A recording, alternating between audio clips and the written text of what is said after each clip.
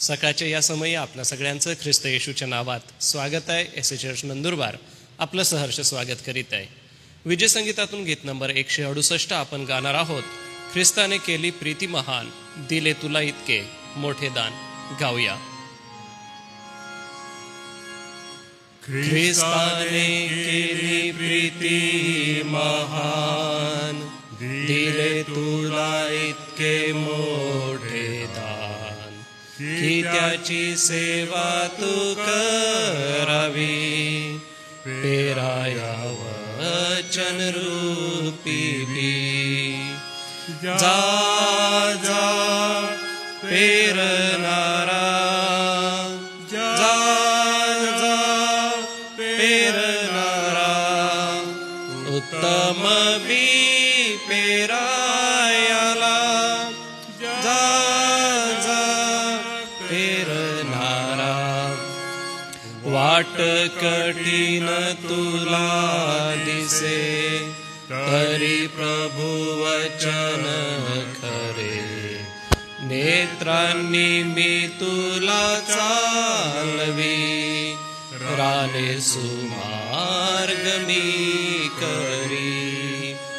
जा जा पेरणारा, जा जा पेरणारा, उत्तम बी पेरायाला, जा जा पेरणारा. लहान तुरुते प्रमाणे, तरी शेतात जावे गाणे. तव भावांनी न तोडिली, अनेक कणसे राहिली.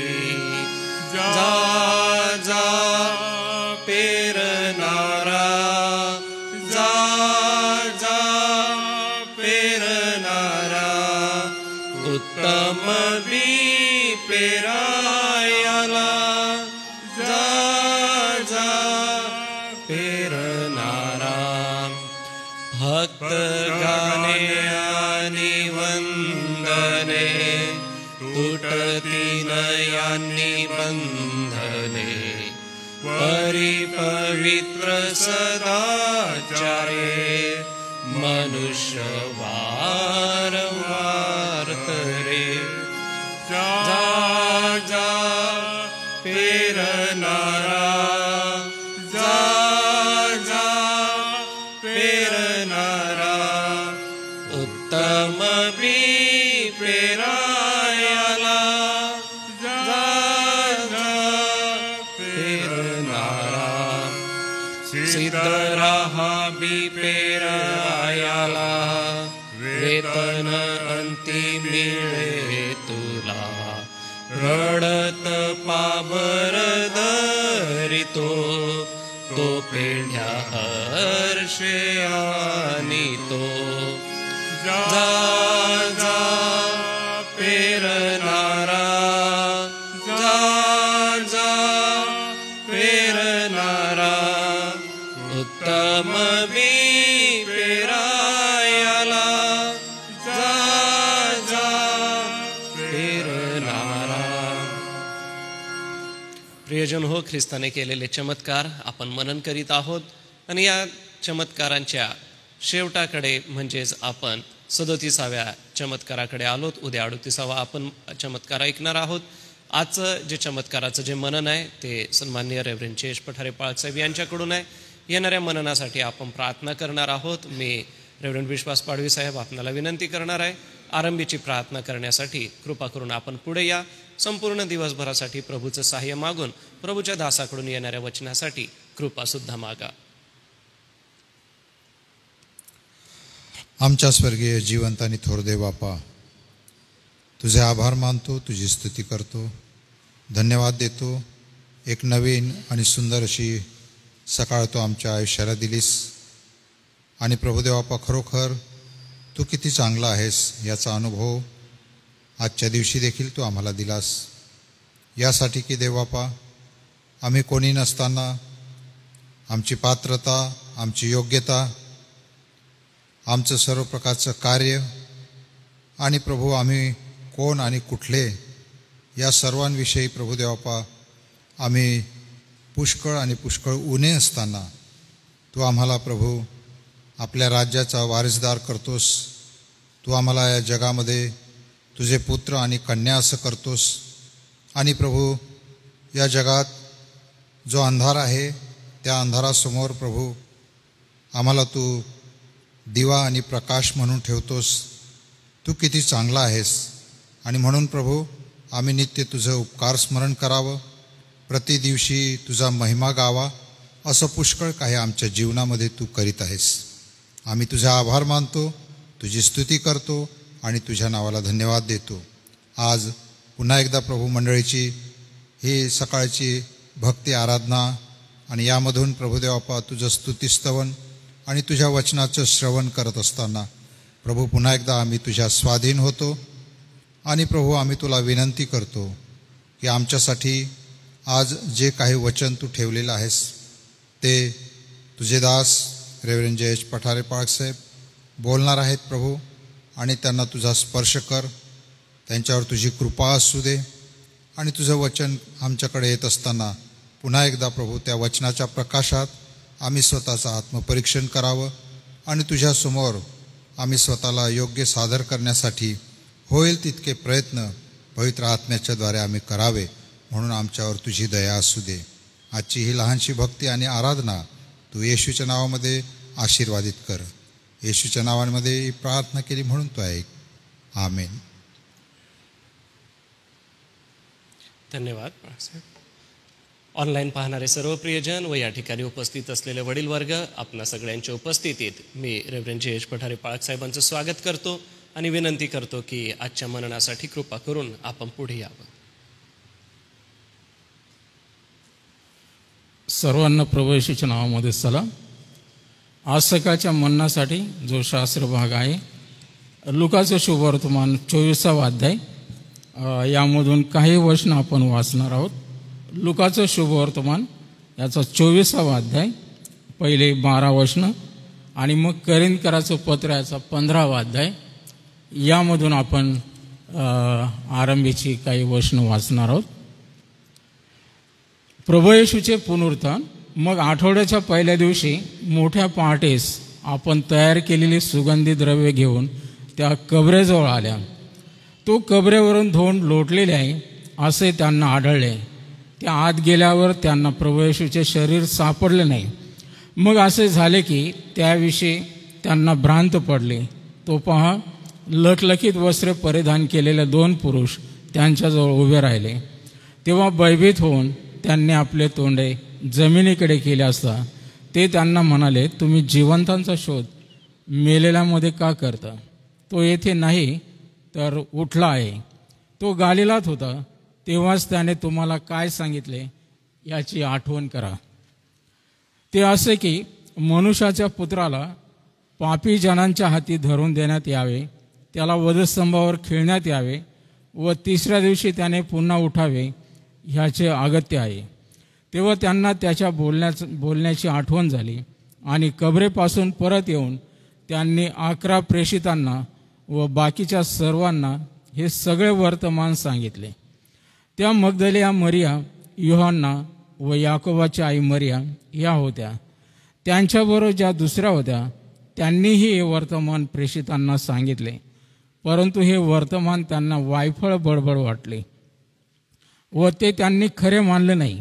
तेव्हा पेत्र उठून कबरेकडे धावत गेला व ओनवे होऊन त्याने आत पाहिले. तो त्याला केवळ तागाची वस्त्रे दिसली. तेव्हा झालेल्या गोष्टीविषयी आश्चर्य करीत तो घरी आला. करिंथकरास पहिले पत्र याचा 15वा अध्याय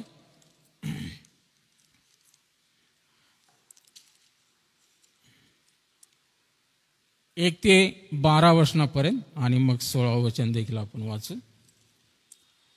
बंधुजनो, जी सुवार्ता मी तुम्हाला सांगितली, जिचा तुम्ही स्वीकार केला, जिच्यात तुम्ही स्थिरही राहत आहात, जिच्याद्वारे तुमचे तारण होत आहे, ती सुवार्ता मी तुम्हास कळवितो. ज्या वचनाने मी तुम्हास ही सुवार्ता सांगितली त्या वचनानुसार ती तुम्ही दृढ धरली असेल. नसल्यास तुमचा विश्वास व्यर्थ आहे. कारण मला जे सांगण्यात आले ते मी तुम्हाला सांगून टाकले. त्यापैकी मुख्य हे की शास्त्राप्रमाणे ख्रिस्त तुमच्या आमच्या पापाबद्दल मरण पावला, तो पुरला गेला. शास्त्राप्रमाणे तिसऱ्या दिवशी त्याला पुन्हा उठविण्यात आले आणि तो केफाला, मग 12 जणांना दिसला. त्यानंतर तो एकदम 500 पेक्षा अधिक बंधूंना दिसला. त्यातील बहुतेक आजपर्यंत हयात आहेत आणि कित्येक महानिद्रा घेत आहेत. त्यानंतर तो याकोबाला, मग सर्व प्रेषितांना दिसला. आणि जणू काय अकाली जन्मलेला जो मी, त्या मलाही सर्वांच्या शेवटी दिसला. कारण प्रेषितात मी कनिष्ठ आहे. प्रेषित म्हणाव्यास मी योग्य नाही, कारण मी देवाच्या मंडळीचा छळ केला. तरी जो काही मी आहे तो देवाच्या कृपेने आहे. आणि माझ्यावर त्याची जी कृपा झाली आहे ती व्यर्थ झाली नाही. परंतु या सर्वांपेक्षा मी अतिशय श्रम केले. ते मी केले असे नाही, तर माझ्याबरोबर असणाऱ्या देवाच्या कृपेने केले. सारांश मी असो किंवा ते असोत, आम्ही अशीच घोषणा करतो आणि तुम्ही असाच विश्वास धरला. आता ख्रिस्त मेल्यातून उठविला गेला आहे अशी त्याच्याविषयी घोषणा होत आहे. तर मेलेल्यांचे पुनरुत्थान नाही असे तुमच्यापैकी कित्येक जण म्हणतात. हे कसे?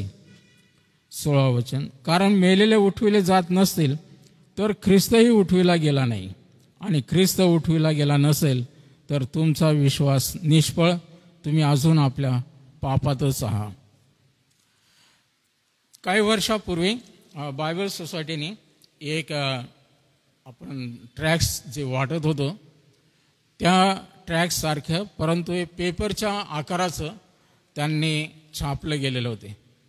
आणि धुळ्याला असताना आम्ही त्या बायबल सोसायटीकडून आलेल्या त्या बॉक्स फोडून जेवढे पत्रकार होते, आपलं पत्रक होते, आपले सकाळ आहे, लोकमत आहे किंवा नंददर्शन असतील, सर्व पेपरला पहाटे उठून ईस्टरच्या दिवशी त्या प्रत्येक पेपरमध्ये ते टाकले. पेपरच्या आकाराचे आणि पेपरपेक्षाही जास्त पानं असलेले ते शुभवर्तमान लोकांना वाटण्यासाठी पाठवलेलं होतं. सर्वत्र ते वाटलं गेलं. त्याचं हेडिंग होतं की मेलेला जिवंत झाला, मुर्दा जीवित हुआ, किंवा जो मेलेला आहे तो जिवंत झालेला आहे. आणि त्या कबरेचं चित्र होतं आणि त्याच्या खाली ते प्रभू येशू ख्रिस्ताचं हे शुभवर्तमान होतं. लोक आश्चर्य करत, असं कधी होणार का? मेलेला जिवंत झालेला आहे ही बातमी ऐकायसाठी लोक अगदी आतुरतेने ते वाचत. जगाच्या स्थापनेपासून किंवा मानवाच्या निर्मितीपासून तर प्रभू येशू ख्रिस्ताच्या त्या दिवसांपर्यंत अशी घटना कधी घडली नाही. आता जे चमत्कार झाले आलिशाने, एलियाने केले, परंतु ते मेलेले जिवंत केले. परंतु स्वतः प्रभू येशू ख्रिस्त ह्या जगात असताना त्याने अनेकांना मेलेल्यातून जिवंत केलेलं होतं. आणि हा प्रभू येशू ख्रिस्त स्वतः मरणातून पुनरुत्थित झालेला आहे, जिवंत झालेला आहे. ही घटना त्या काळामध्ये फार आश्चर्यकारक होती, जी प्रेषितांनी गाजवली. आणि त्या शुभवार्तेचा एकच मुख्य गाभा होता, ते म्हणजे पुनरुत्थान. प्रभू येशू ख्रिस्ताने म्हटलं होतं की मी आपला प्राण द्याव्यासाठी या जगात आलेलो आहे. मी आपल्या मित्रासाठी, मी आपल्या मेंढरांसाठी, मी आपल्या मंडळीसाठी आपलं प्राण देण्यासाठी, आपला जीव देण्यासाठी आलेलो आहे. आणि मग प्रभू येशू ख्रिस्ताने म्हटले तो देण्याचा आणि तो घेण्याचा अधिकार मला आहे. कालवरीच्या वधस्तंभावर प्रभू येशू ख्रिस्त मरत असताना जे 7 वाक्य आपण उच्चारतो त्यामध्ये शेवटलं जे आपण म्हणतो की हे बापा, मी आपला आत्मा तुझ्या हाती सोपवून देतो. प्रभू येशू ख्रिस्ताने हा आपला आत्मा देवाला सोपवून दिला आणि तिसऱ्या दिवशी तो जिवंत झाला. याचा अर्थ त्याने तो परत प्राप्त केला आणि तो मरणातून जिवंत झाला. जगाच्या इतिहासामधला हा सर्वात मोठा चमत्कार पवित्र शास्त्रामध्ये आपल्याला आढळतो. आणि हा चमत्कार असं म्हटलेलं आहे की आजही प्रत्येकाच्या जीवनामध्ये एक अद्भुत कार्य करतो. म्हणून असं म्हटलं की प्रभू येशू ख्रिस्त मरणातून जिवंत झाला. या चमत्कार मालिकेमध्ये सगळ्यात मोठा चमत्कार प्रभू येशू ख्रिस्ताचं पुनरुत्थान हाच होय. मनुष्य साक्ष देतो, मी आजारातून बरं झालो, मला अशा प्रकारच्या अपघातातून मी बरा वाचलो, माझ्यावर असे संकट आले त्यामधून मला देवाने सोडवलं. आणि मग आजाराची किंवा या घटनेची आपण आवर्जून उल्लेख करून ती साक्ष देतो. परंतु असं म्हटलं की आजारातून बरं होण्यापेक्षा सर्वात मोठा चमत्कार तुमच्या आणि माझ्या जीवनामध्ये आहे की प्रभू येशू ख्रिस्त पुनरुत्थित झालेला आहे, मरणातून तो जिवंत झालेला आहे. आणि जे असा विश्वास ठेवतात की खरंच प्रभू येशू ख्रिस्त हा धर्मशास्त्राप्रमाणे तो मरण पावला, कारण आपल्याला चारही शुभवर्तमानकर्त्यांनी त्याच्या मरणाबद्दल उल्लेख केलेला आहे, सविस्तर त्याच्याबद्दल सांगितलेलं आहे की त्याचे हाल केले. यशाने जे वर्णन केलेलं होतं त्याप्रमाणे हुबेहूब तंतोतंत त्याच्या जीवनात घडलं. आणि त्या रोमी सरकारने त्या यहुद्यांच्या त्या अधिकाऱ्यांच्या त्या याजकांच्या आणि ह्या पब्लिकच्या ओरडण्याने त्याच्यावर दोषारोप ठेवून सतत आणि सतत त्याचा छळ करून असं म्हटलं की त्याला कालवरीच्या वधस्तंभावर अतिशय भयानक यातनेचं मरण ते प्रभू येशू ख्रिस्ताला दिलेलं आहे. जगाच्या इतिहासामध्ये इतकं क्रूर मरण कोणालाही दिलं नाही.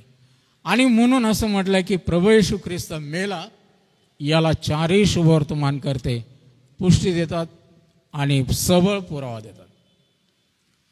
मेल्यानंतर त्याची पारख करण्यात आली. ज्यावेळेस ते शिपाई आले, जर मृत्यू आला नाही एवढ्या सूर्यमावळण्याच्या आत तर त्याचे हातपाय तोडत, पण प्रभू येशू ख्रिस्ताकडे ते आले तर त्याने आधीच आपला प्राण प्रभू पित्याकडे दिलेला आहे, तो मरण पावलेला आहे. मग इतर दोघांचे त्यांनी हातपाय तोडून टाकले. प्रभू येशू ख्रिस्त हा मेला याचा पुरावा त्या ठिकाणी त्याच्या कुशीमध्ये भाला उसकला, त्यावेळेस रक्त आणि पाणी बाहेर आलं. आणि मग त्याचे जे गुप्त शिष्य होते ते बाहेर आले आणि त्यांनी पिलाताकडे जाऊन ते शरीर, ती बॉडी मागितली, त्याला मसाला लावला आणि नव्या कोऱ्या कबरेमध्ये त्याला ठेवलं, गेतसेमाने बागेमध्ये. असं म्हटलं की ह्या बागेमध्ये जी कोरी कबर ज्या श्रीमंताने आपल्यासाठी बनवून ठेवली होती त्याच्यामध्ये ठेवलं. त्याच्यावर त्या कबरेवर पहारा ठेवला आणि रोमी शिपायांचा हा भव्य पहारा, मोठी धोंड आणि ती शिक्कामोर्तब केलेली, असं म्हटलं कबर कोणाला उघडता येणार नाही, कोणाला ते चोरून नेता येणार नाही. कारण शत्रू हा सैतान जागृत होता, त्याचा एकच डाव होता, प्रभू येशू ख्रिस्ताला मारून टाकायचं. जन्मापासून तो त्याच्या मागे लागलेला होता आणि तो जन्माला त्यावेळेस राजाला त्याने प्रवृत्त केलं आणि हेरोदाने आज्ञा केली की 2 वर्षाच्या आतील सर्व बालकांची कत्तल करा. त्याला वाटलं की येशू ख्रिस्त हा देखील त्यामध्ये मारला जाईल. तेव्हापासून त्याच्या मागे हात धुवून लागलेला हा सैतान या रोमी गव्हर्नमेंटच्या आणि त्या यहुदी पुढाऱ्यांच्या नेहमी असं म्हटलं की स्वाधीन असलेले हे लोक, सैतानाच्या स्वाधीन असलेले हस्तक बनलेले हे लोक त्या प्रभूला मारण्याचा प्रयत्न करत होते. आणि मग आणायचा हा डाव सैतानाने टाकला आणि त्याला क्रुसावर खिळून मारलं. त्याला वाटलं संपलं, आपला शत्रू हा मारला गेला. प्रभू येशू ख्रिस्त या जगात या उद्देशाने आला होता की पातक्यांच्या उद्धारासाठी त्याने मरावं. आणि धर्मशास्त्रामध्ये म्हणजे जुन्या करारामध्ये प्रभू येशू ख्रिस्ताच्या मरणाबद्दल जितके उल्लेख केलेले आहे ते तंतोतंत पूर्ण झाले. म्हणजे तो मेला याला सबळ पुरावा आहे. आणि मग त्या कबरेमध्ये 3 दिवस त्याला ठेवलेला आहे. जुन्या करारामध्ये जे उदाहरण त्याने प्रभू येशू ख्रिस्ताने घेतलं योनाचं, माशाच्या पोटात तो 3 दिवस होता, तसा पृथ्वीच्या पोटामध्ये प्रभू येशू ख्रिस्त 3 दिवस 3 रात्र राहिला.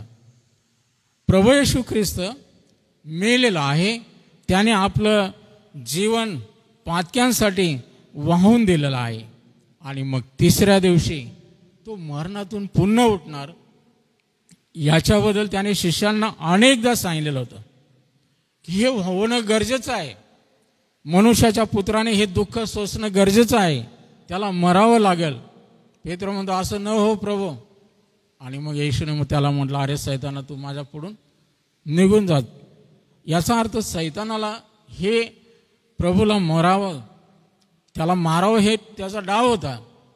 परंतु प्रभू येशू ख्रिस्ताच्या या बलिदानाने लोकांचं तारण व्हावं हे त्याला आवडत नव्हतं. प्रभू येशू ख्रिस्त मरणातून पुनरुत्थित झाला या पहाटे सगळ्यात सबळ पुरावा आहे ते शिपाई लोक जे पहारेकरी होते. आणि ते पहारेकरी त्यांनी त्या देवदूताला पाहिलं की जो तो धोंड बाजूला सारण्यासाठी आलेला होता. भल्या पहाटे मगदलिया मरिया आणि ह्या स्त्रिया येण्याच्या आधी प्रभू येशू ख्रिस्ताचं पुनरुत्थान झालेलं आहे, पहाटेच, मोठ्या पहाटे. आणि ती शिला किंवा ती शिळा, तो दगड जो कबरेवर ती धोंड ठेवलेली होती, तिला बाजूला सारण्यासाठी देवदूत स्वर्गातून आला. आणि ज्यावेळेस या देवदूताला या शिपायांनी पाहिलं त्यावेळेस ते मूर्छित होऊन पडले, बेशुद्ध होऊन गेले, घाबरून गेले, ते अतिशय भयभीत झाले. आणि त्यावेळेस प्रभू येशू ख्रिस्त त्या कबरेतून बाहेर आला. प्रभू येशू ख्रिस्त कबरेतून बाहेर आला. आणि ज्यावेळेस त्या मगदलिया मरिया स्त्रिया आल्या त्यांनी या देवदूताला पाहिलं. आणि देवदूताने साक्ष दिली की तो येथे नाही, तो मरणातून जिवंत झालेला आहे, तो तुमच्या पूर्वी गालिलामध्ये गेलेला आहे. ही घटना देवदूताने ही वार्ता सांगितली. त्यावेळेस या स्त्रियांना त्या देवदूताने सांगितलं की तुम्ही प्रथम जा, त्या प्रभू येशूच्या शिष्यांना जाऊन हे वर्तमान सांगा. आणि त्या धावत गेल्या आणि त्यांनी हे वर्तमान सांगितलं. त्यांचा यावर विश्वासच बसेना. दोघं पळत आले, धावत आले. आणि असं म्हटलं की पेत्रापेक्षा योहान तरुण होता, तो लवकर त्या कबरेच्या आतमध्ये गेला. आणि मग त्याने डोकं पाहिलं तर अरे तिथं प्रेत वस्त्रे आहेत, डोक्याला बांधलेला रुमाल तो बाजूला पडलेला आहे. आणि पेत्र धावत येऊन तो कबरेमध्ये आतमध्ये गेला आणि त्याने ते वस्त्र पाहून विश्वास धरला की प्रभू खरोखर जिवंत झालेला आहे. हा प्रभू येशू ख्रिस्ताच्या जीवनातला शेवटला आणि हा मोठा हा चमत्कार आहे. आणि म्हणून या प्रभू येशू ख्रिस्ताच्या दुःख सहनाबद्दल, मरणाबद्दल आणि पुनरुत्थानाबद्दल ही घोषणा आरंभीच्या शिष्यांनी दिली. आता हे शिष्यगण प्रभू येशू ख्रिस्ताच्या या पुनरुत्थानाचे साक्षीदार होते. आणि येशू ख्रिस्त जिवंत आहे हे त्यांना समजल्यामुळे त्यांच्या जीवनामध्ये फार मोठं परिवर्तन आलं. येशू ख्रिस्त मेला आणि त्यावेळेस हे घाबरून, भयभीत होऊन, भीतीने लपून राहिलेले होते. आणि येशू ख्रिस्ताचे हे शिष्य इतके भित्रे आहेत हे येशूला माहीत होतं. म्हणून येशू ख्रिस्त त्यांच्याकडे गेला आणि त्यांना आपलं दर्शन दिलं. मत्ती 16वा अध्याय, 17वा अध्याय, 20वा अध्याय, लूक 9 आणि मग इतर जी अनेक वचनं आहेत, अध्याय आहेत, त्या सगळ्या वचनांमध्ये ज्यांनी ज्यांनी प्रभू येशू ख्रिस्ताचं दर्शन घेतलं पुनरुत्थानानंतर त्या सर्वांच्या जीवनामध्ये हे अद्भुत परिवर्तन आलेलं आहे. ख्रिस्ती विश्वासणारा प्रभू येशू ख्रिस्तावर विश्वास का ठेवतो? कारण त्याने या घटनेवर विश्वास ठेवलेला आहे. आणि मग करिंथच्या पत्रामध्ये संत पौलाने पूर्ण मालिकाच लिहिलेले आहे. आणि मग तो म्हणतो मी अकाली जन्मलेला जो मी प्रेषित तो म्हणायला लायक नाही, तो स्वतः सांगतो, कारण मी मंडळीचा छळ केलेला आहे. परंतु मलाही त्या दमास्कसच्या रस्त्यावर त्याने दर्शन दिलं. याचा अर्थ हे पुनरुत्थानाचे सर्व साक्षीदार हे प्रभू येशू ख्रिस्ताचे शिष्य असं म्हटलं की त्यांनी त्याला पाहिलं आणि ते खरे साक्षीदार बनले. प्रभू येशू ख्रिस्ताने त्यांना म्हटलं तुम्ही आता संपूर्ण सृष्टीला जाऊन ही घोषणा करा. आणि ती घोषणा आरंभीच्या शतकामध्ये असं म्हटलं की सर्वत्र त्यांनी प्रभू येशू ख्रिस्ताचं मरण आणि पुनरुत्थान याची घोषणा केली. आणि त्यावरच त्यांचा भर होता. आणि म्हणून असं म्हटलंय की प्रभू येशू ख्रिस्त मरणातून जिवंत झाला नसता तर ख्रिस्ती धर्माला काहीही अर्थ उरला नसता. ख्रिस्ती धर्म जिवंतच राहिला नसता. आणि म्हणून असं म्हटलं की ख्रिस्ती धर्माची सर्वात महत्त्वाचा पाया हे पुनरुत्थान आहे. आणि म्हणून म्हटलेलं आहे की Christianity is based on the empty tomb. ही ख्रिस्ती विश्वासाचा हा पाया आहे, तो या रिकाम्या कबरेवर उभारलेला आहे. आणि हा चमत्कार असं म्हटलं की पवित्र शास्त्र बायबलमध्ये नवीन करारामध्ये आपल्याला पाहायला मिळतो. आणि प्रभू येशू ख्रिस्ताने मरणातून मी जिवंत झालो याचं प्रमाण दाखवलं. त्याच्या जखमा व्रण त्याने आपले दाखवले, हात दाखवले, कूस दाखवली. थोमासारख्या अल्पविश्वासीचा विश्वास वाढवण्यासाठी त्याने ह्या सगळ्या गोष्टीमध्ये ते बोट घालून खात्री करून घे. आणि म्हणून योहान म्हणतो जे आम्ही डोळ्याने न्याहाळलं, पाहिलं, हाताने चाचपलं, त्या पुनरुत्थित प्रभू येशूविषयी आम्ही सांगत आहोत. याचा अर्थ येशू जिवंत आहे अशी ही साक्ष त्यांची जिवंत होती. आणि त्यांनी ही वार्ता फक्त गरिबांना नाही, राजवाड्यापासून मोठमोठ्या अधिकाऱ्यांना आणि सर्व जगाला सर्वत्र हे शुभवर्तमान गाजवलं. आणि म्हणून ह्या शुभ वार्तेने फार मोठी क्रांती घडली आणि जगाची मोठी उलथापालथ झालेली आहे. गलतीकराच्या पत्रात संत पाऊल 2 अध्यायात 20व्या वचनामध्ये म्हणतो की हा वैयक्तिकपणे आम्ही त्या प्रभू येशू ख्रिस्ताला, तो आम्हामध्ये जिवंत आहे. आम्हामध्ये, आता ख्रिस्त आमच्यामध्ये जिवंत आहे, मंडळीमध्ये तो आहे, कारण तो मस्तक आहे, मंडळी त्याचं शरीर आहे. आणि तो आज आम्हामध्ये जिवंत आहे, आमच्यामध्ये तो जगत आहे. येशूला मरणातून उठलेले ज्यांनी प्रत्यक्षदर्शी लोक होते, त्याच्यामध्ये आपल्याला ती यादी वाचली तर त्यामध्ये मरिया मग्दलिया, इतर स्त्रिया, त्यांनी त्याचं बोलणं ऐकलं, त्याला पाहिलं, त्यांना वाटलं हा माळी आहे. आणि तरी पण प्रभू येशू ख्रिस्ताबद्दल ऐकून त्यांना आश्चर्य वाटलं. योहानाच्या शुभवर्तमानात 20व्या अध्यायामध्ये, मत्ते 28व्या अध्यायामध्ये, 24व्या अध्यायात, आणि मग लुकाच्या शुभवर्तमानामध्ये, प्रेषितांच्या कृत्यामध्ये जर वाचलं, अम्माऊस गावाला चाललेले 2 शिष्य ह्याच गोष्टीबद्दल बोलत चाललेले आहेत.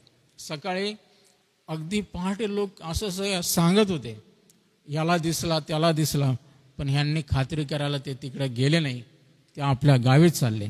आणि ते बोलत असताना प्रभू येशू ख्रिस्त त्यांच्या संगती चालू लागला.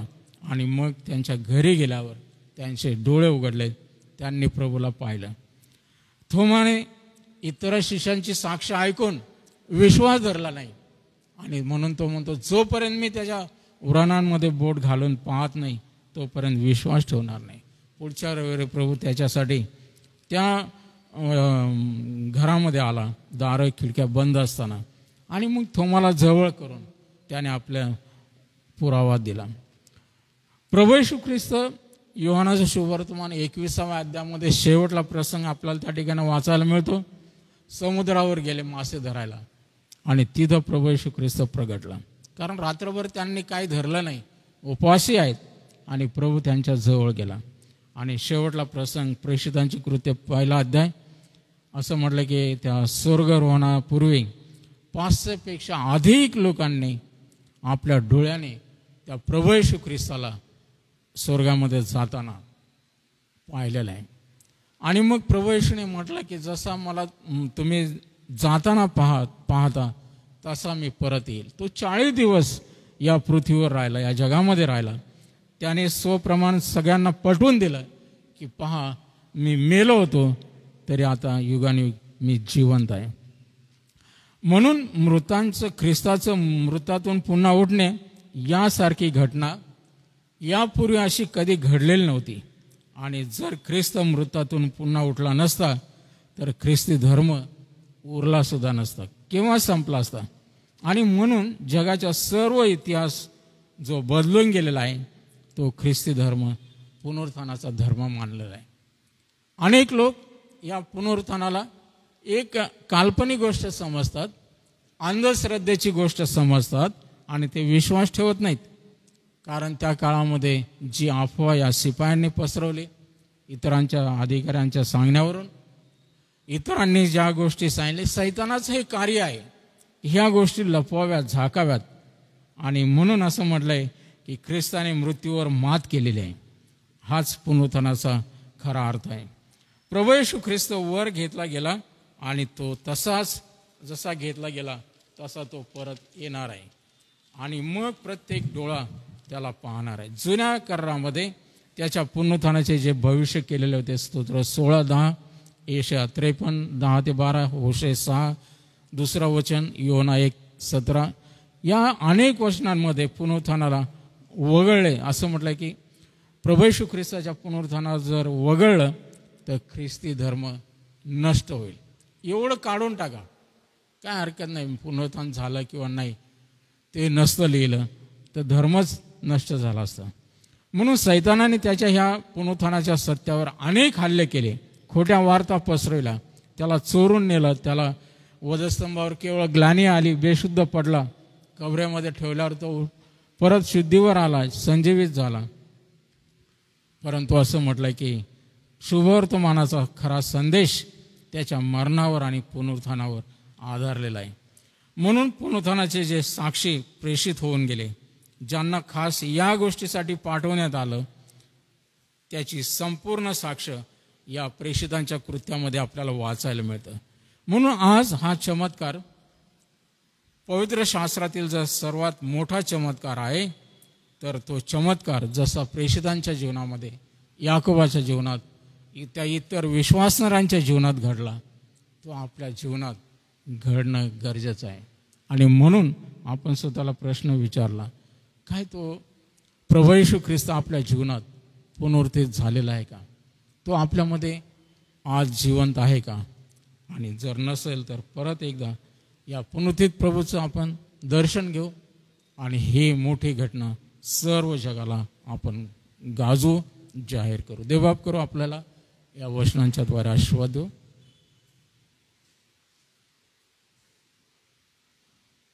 किती अद्भुत आणि सामर्थ्याने भरलेला आमचा प्रभू, जो मृतातून पुनरुत्थित झाला.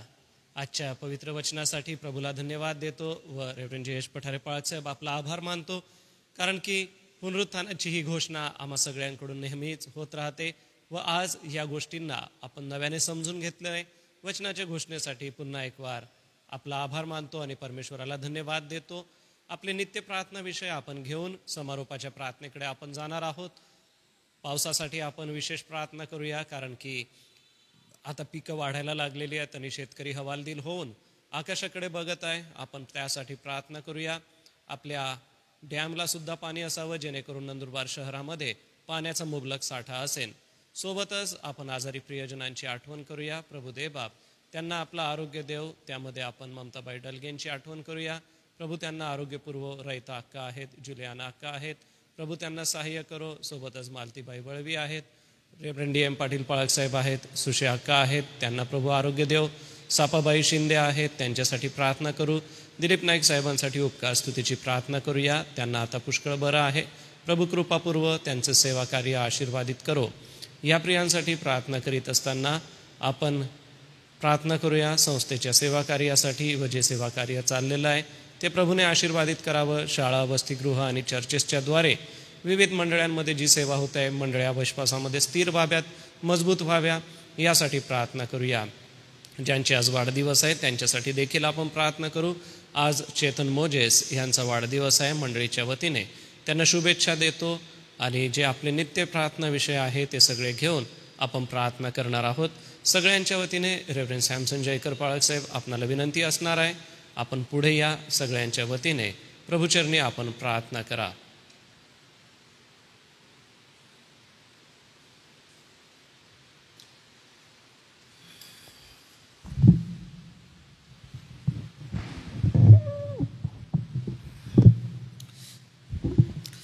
प्रार्थना करू. सर्वशक्तिमान आमच्या थोरन कृपाळू परमेश्वर देव बापा, आभार मानतो आम्ही तुला, धन्यवाद देतो आजच्या या पवित्र समयाबद्दल, या भक्तीबद्दल मनापासून आभार मानतो. पुन्हा एक वार तू आमच्यावर दया केलीस, करुणा केलीस. आजचा एक नवीन दिवस तू आमच्या आयुष्याला जोडलास आणि प्रभुदेव बापा पुन्हा एक वार या आमच्या अल्पशा अशा आयुष्यामध्ये थोडा वेळ तुझ्या पवित्र वचनांच्याद्वारे तुझ्या समक्षतेमध्ये येऊन तुझी स्तुती आराधना करण्यासाठी तुझ्या पवित्र वचनांच्याद्वारे आध्यात्मिक मनन चिंतन करण्याची मौल्यवान संधी आज आम्हा प्रत्येकाला दिली आणि विशेष करून आज ऑनलाईन सभेमध्ये सहभागी होणार आमच्या प्रिय मंडळीला दिली, त्याबद्दल उपकार मानतो, तुला धन्यवाद देतो. आम्ही पुन्हा एक वार देवजो बाप, देवजो पुत्र आणि देवजो पवित्र आत्म्याच्या नावाने या सकाळी आम्ही तुला शरण येतो. प्रभू, तो आम्हा सर्वांचा स्वीकार कर. कळत नकळत झालेल्या मंडळीच्या आमच्या जीवनामधून झालेल्या सर्व अपराधांची प्रभू ख्रिस्ताच्या द्वारे तू आज नव्याने क्षमा कर. तुझ्या क्षमेचा एक नवीन अनुभव व आशीर्वाद आज सकाळी आम्हा प्रत्येकाला येऊ दे, अशी आम्ही तुला प्रार्थना आणि विनंती करतो. आज पुन्हा एक वार आम्ही तुझ्या पवित्र वचनांबद्दल मनापासून आभार मानतो. जी ख्रिस्ती मंडळीची जी महान आशा आहे, पुनरुत्थानाची आशा आहे, ती महान आशा पुनरुत्थित प्रभू ख्रिस्ताच्या द्वारे तू आज आम्हाला दिलेली आहे. आणि म्हणून देव बापा, आम्ही उपकार मानतो आजच्या पवित्र वचनांबद्दल. तुझे दास रेव्हरंड पठारे पाळसाहेब यांच्याद्वारे तुझ्या पुनरुत्थानाच्या संदर्भात जे काही आध्यात्मिक चिंतन मनन देव बापा त्यावर करण्याची संधी तू आम्हाला दिलीस, ते आम्हाला समजू दिलंस आणि त्याद्वारे आज नव्याने मंडळीचा विश्वास तू मजबूत केला. आणि सर्व प्रकारच्या या दुःखाच्या निराशेच्या प्रसंगामधून जात असताना याच्याही पलीकडचं जी महान आशा, गौरवी आशा आहे, त्याकडे लक्ष वेधण्याची एक मौल्यवान संधी तू आम्हाला दिली. त्याबद्दल उपकार मानतो, आम्ही तुला धन्यवाद देतो.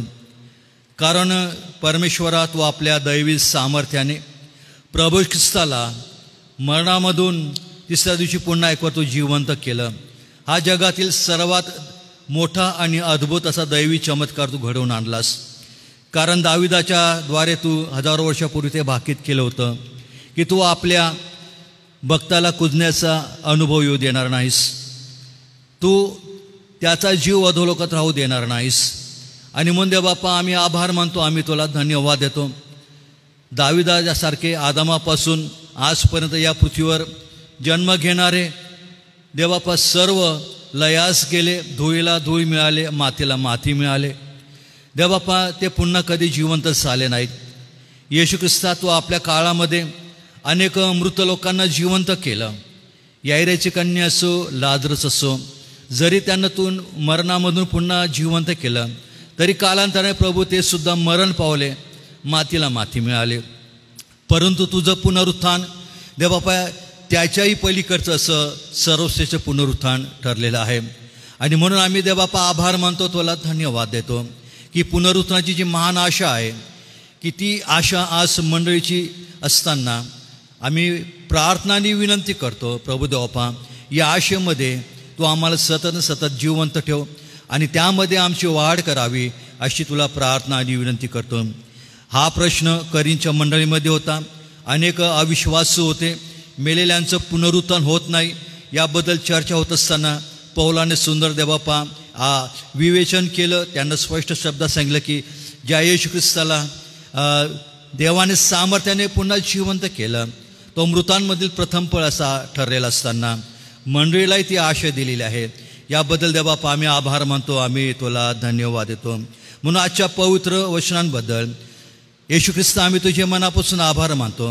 जे अभिवचन तू दिलेलं आहे की पुनरुत्थान व जीवन मीच आहे, जो कोणी माझ्यावर विश्वास ठेवतो तो मेला असला तरी जगेल.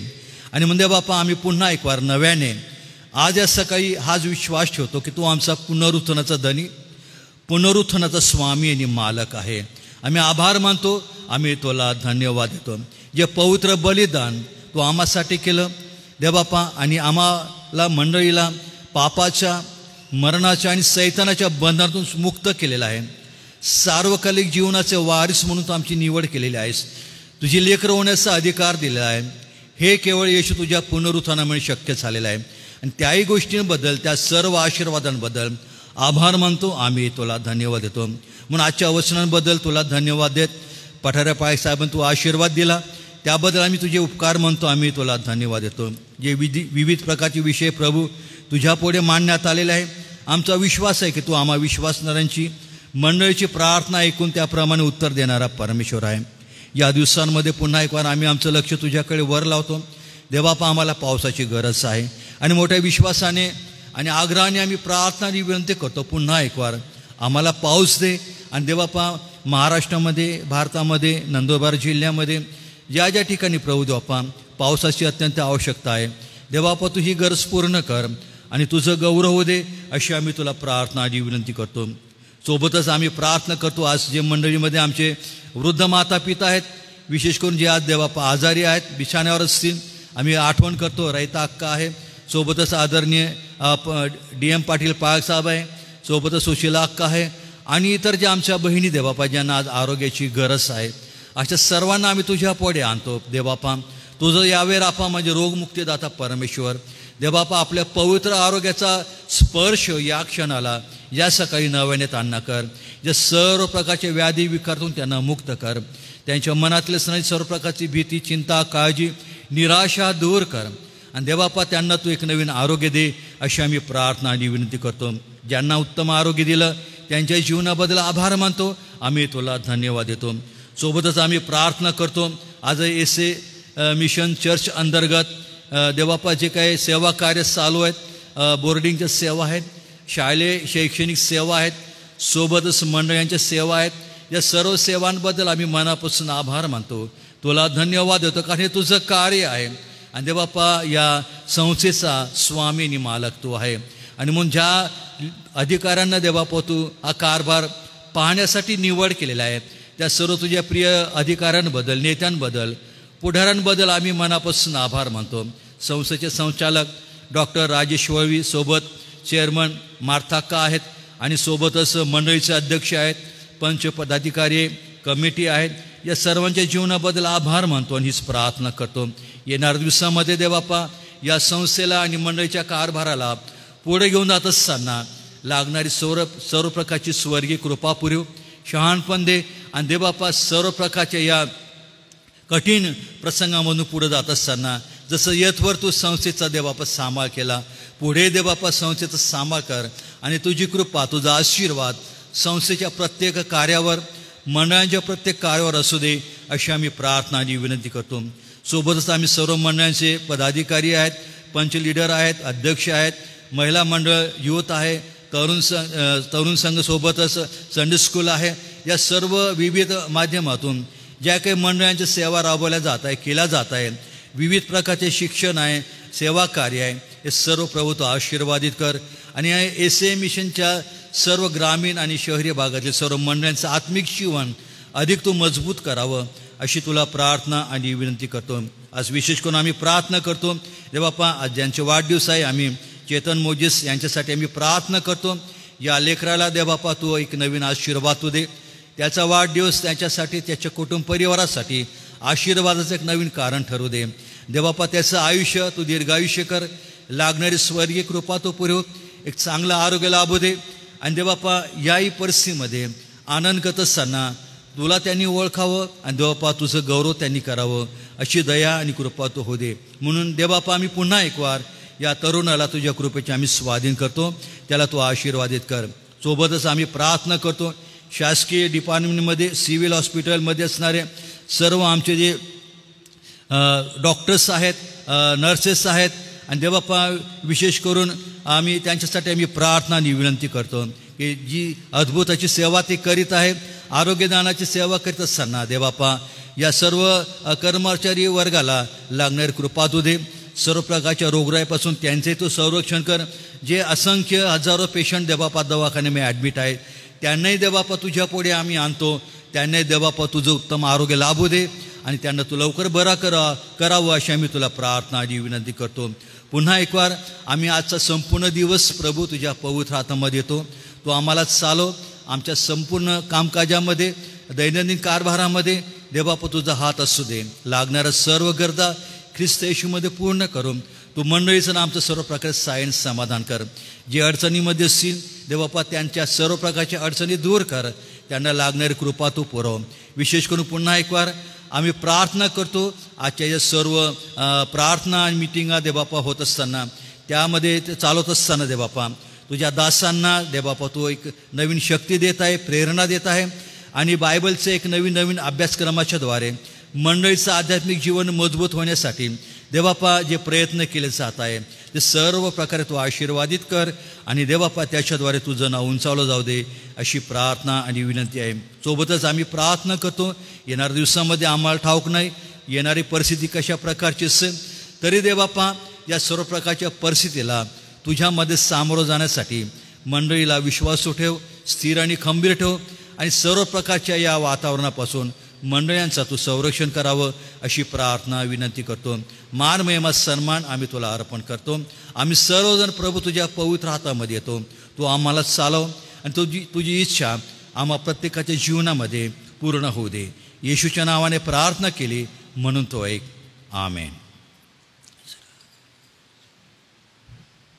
आपण प्रभूने शिकवलेली प्रार्थना म्हणूया आणि प्रभूच्या प्रार्थनेनंतर डॉक्टर रेव्हरंड जी जयकर पाळसाहेब आपणाला विनंती असेल आपण पुढे येऊन आशीर्वाद द्यावात. हे आमच्या स्वर्गातील पित्या, तुझे नाव पवित्र मानिले जाओ, तुझे राज्य येऊ, जसे स्वर्गात तसेच पृथ्वीवरही तुझ्या इच्छेप्रमाणे हो. आमची रोजची भाकर आज तू आम्हास दे आणि जसे आम्ही आमच्या ऋणी ऋण सोडितो तशीच तू आमची ऋणे आम्हास सोड आणि आम्हास परीक्षेत आणू नकोस तर आम्हा सर्व वाईटापासून सोडी, कारण की राज्य, सामर्थ्य आणि गौरव ही सर्व काळात तुझीच आहे. आमेन. आता आपल्या तारणाऱ्या प्रभू येशू ख्रिस्ताची कृपा, देव जो बाप याची प्रीती आणि पवित्र आत्म्याची सहभागिता आपणास सर्व विश्वासणाऱ्यांबरोबर, देवाची मंडळी इस्रायल राष्ट्र याबरोबर आणि विशेषतः ऑनलाईन जडलेल्या सर्व भावांबरोबर, बहिणींबरोबर आता आणि सदा सर्व काळ होत राहू. आमेन. ख्रिस्त पवित्र शांती सत्प्रीती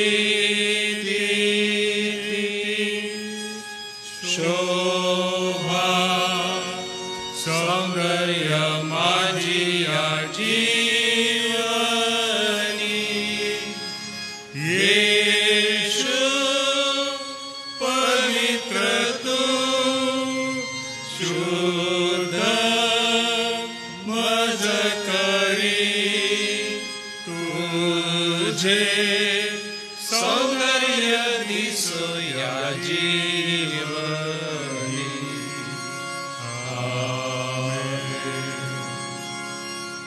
उद्यासाठी सूचना आहे, उद्या देखील सकाळी 10 वाजता आपण ऑनलाईन असूया.